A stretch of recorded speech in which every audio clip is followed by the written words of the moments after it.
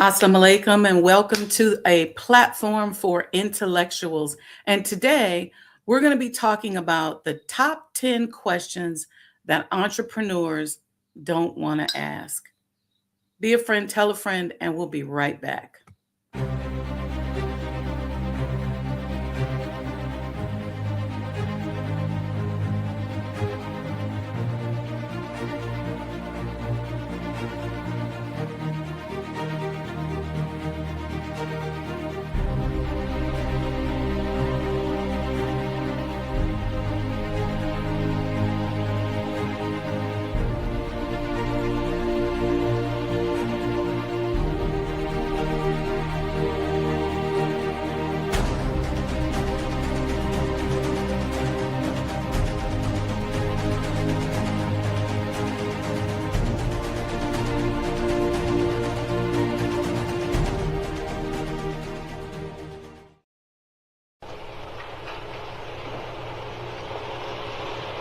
O Allah, guide me among those whom Thou hast guided aright, and preserve me among those whom Thou hast preserved, and befriend me among those whom Thou hast befriended.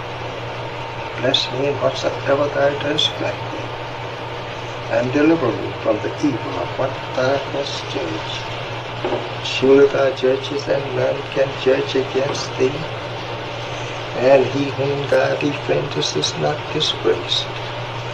Blessed art Thou, O Lord, and exalted be Thee above what they set up besides Thee. I bear witness, nothing deserves to be served besides Thee, and I bear witness that Muhammad is Thy servant and apostle. Amen.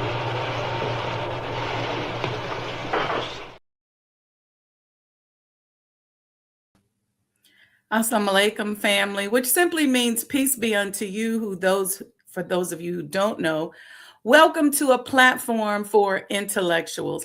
Today, we're going to do a quick run through of the top 10 questions entrepreneurs are afraid to ask. Yeah, there are so many conversations that we as entrepreneurs have publicly, and then there are a lot of conversations that we have privately. Publicly, entrepreneurship is often presented as confidence, ambition, freedom, and success. But privately, many of us as entrepreneurs are carrying silent questions, those little quiet questions that we're afraid to ask because we fear appearing weak, unsuccessful, unqualified, or emotionally overwhelmed, I should say. Yet, these hidden questions shape the entrepreneurial journey that we are on, and they shape it far more than our business plans, more than our marketing campaigns, more than our social media branding. And a lot of us struggle because we're all out here, you hear all these suggestions on this is how you should market, this is what your brand should look like. But what if your brand just doesn't fit into any of that? So let's talk about those top 10 questions. Number one, you may be asking, what if I'm actually failing and just pretending that I am not? See, many entrepreneurs have learned how to market survival as success. Listen up, this is real. Let me get some notes on that. We continue posting online, but privately struggling financially, emotionally, or even psychologically. The pressure to constantly appear successful can become exhausting.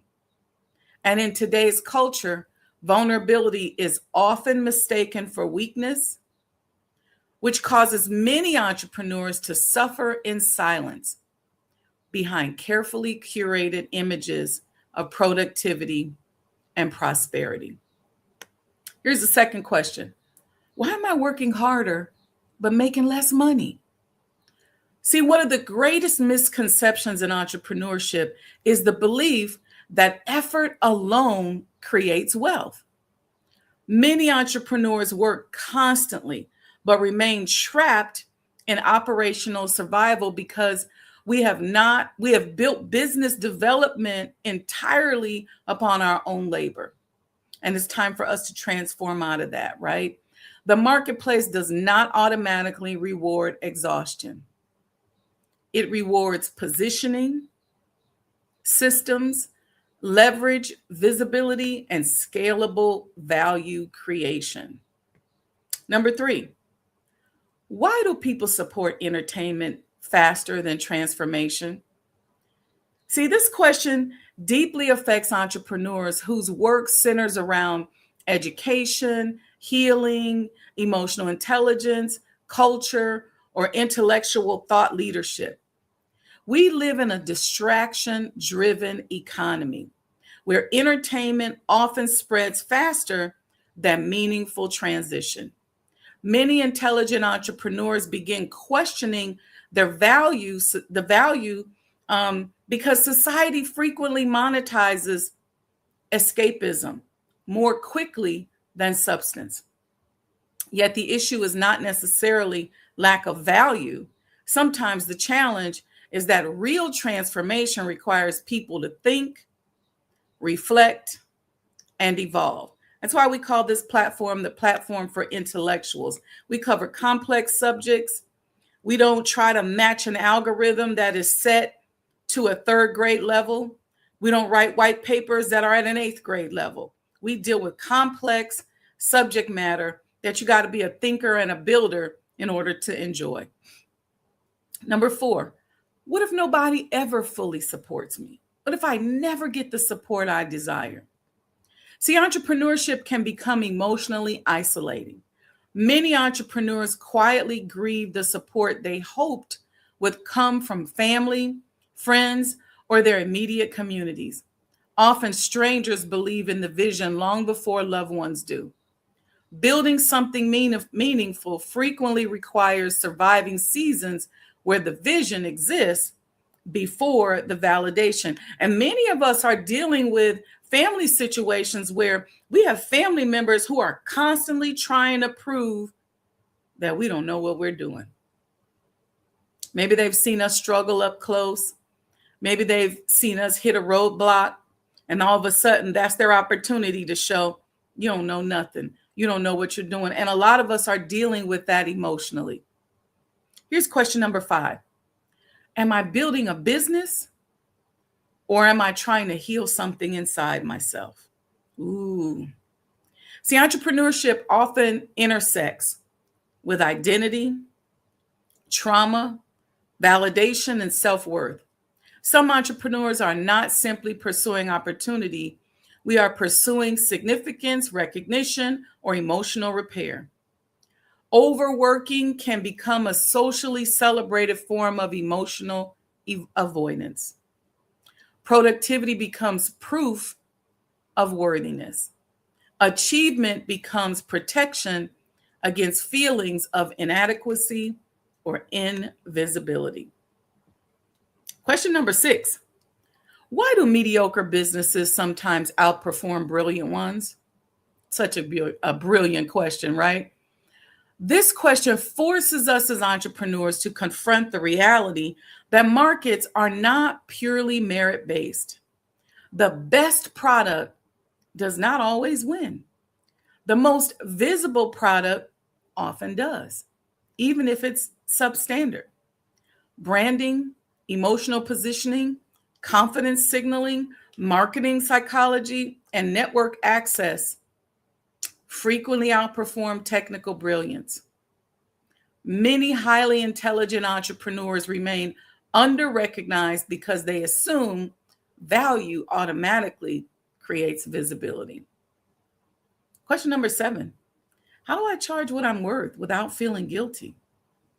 Many of us as entrepreneurs intellectually understand that our value, while emotionally struggling to price themselves, we understand our value, but we struggle to price ourselves properly. Scarcity conditioning, fear of rejection, unhealthy relationships with money often cause entrepreneurs to undercharge and overdeliver. Many people were taught to associate service with sacrifice rather than sustainability. creating emotional discomfort around wealth, profitability, and receiving. Look, if you find yourself, and this is so hard, if you find yourself in a position where you're around people that don't want to pay you what you're worth, you got to figure out how to get in circles that recognize your worth. And you got to be okay with walking away from some of those smaller things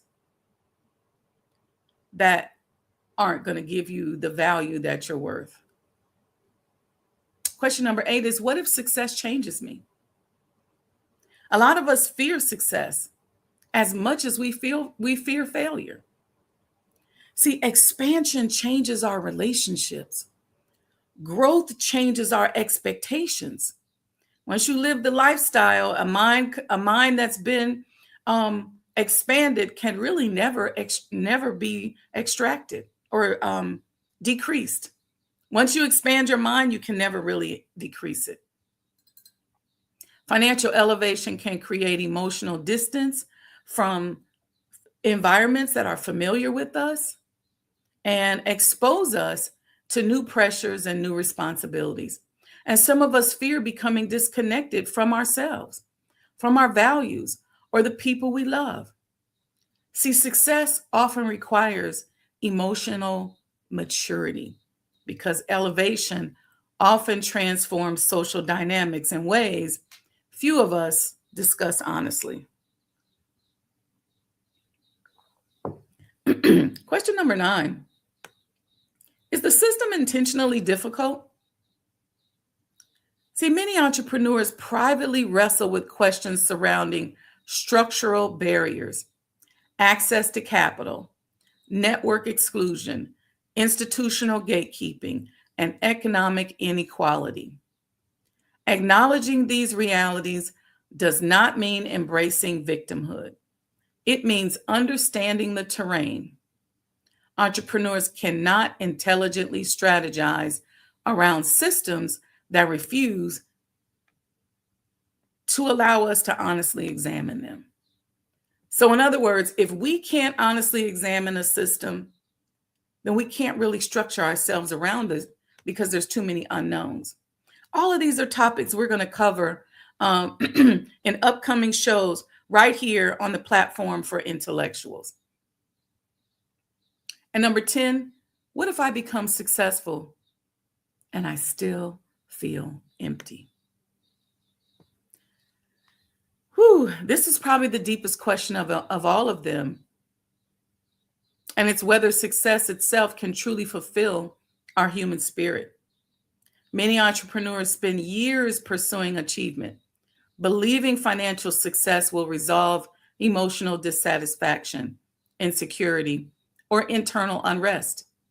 Yet wealth, visibility, and recognition cannot replace purpose. It cannot replace emotional alignment. It cannot make you more spiritually grounded or give you authentic peace. Some people achieve success before discovering who they truly are. And we're going to talk about that on upcoming shows. See, entrepreneurship is not simply an economic journey. It's an emotional, psychological, and spiritual experience that forces us to confront our fears, confront rejection, deal with identity issues, work on our self-worth, challenge our resilience, visibility, fine-tune our leadership skills, and define our purpose. And often the questions that we as entrepreneurs are most afraid to ask are the very questions capable of transforming our lives. So, family, make sure that you like and subscribe to the channel. Be a friend, tell a friend. This is a platform for intellectuals. If you're looking for something to be dumbed down, if you're looking for the Cliff Note versions, if you're looking for very simple titles and concepts, this is not the platform for you. If you're a builder, if you're a thinker, if you are a complex thinker, this is the platform for you. So make sure you like and subscribe and tune in. Just like and subscribe. You'll get the notice whenever we go live and some of the upcoming things that we have going on. We ask that you support the channel. We're going to play a quick commercial and go out and grab the book, which really is more than a book. It's really an insight into the art and science of business. So grab a hold of some of that insight. It's available on Amazon. And we'll see you in a few. Be a friend, tell a friend. And remember, accept your own and be yourself.